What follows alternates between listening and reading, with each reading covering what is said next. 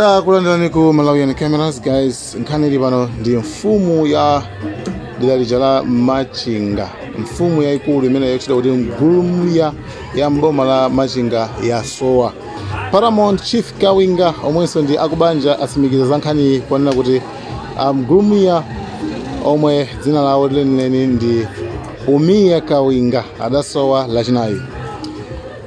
Kawinga ati mfumu iyi idachoka ku nyumba kwawo kupita ku kumano wa akuluakulu ku council ya boma la Machinga full council meeting ku Liwonde.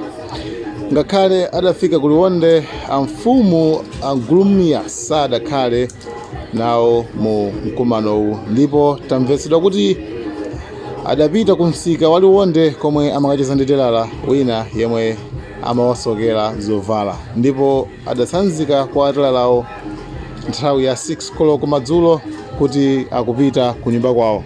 Koma chodabwisa ndicho choti kuchokera nthawi iyi sadaonekenso, ndipo ku nyumba sadafike, atero akawinga.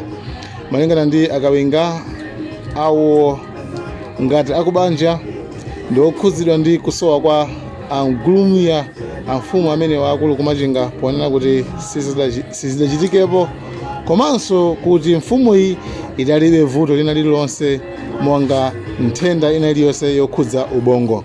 Pakadali pano awo apempha onse akufuna kwabwino omwe angaone mfumu Ngulumiya kuti akanene ku polisi. Nkhani ndi imeneyo, mfumu asowa aku Machinga. Thank you so much guys for following us. Just subscribe, hit the like button, comment.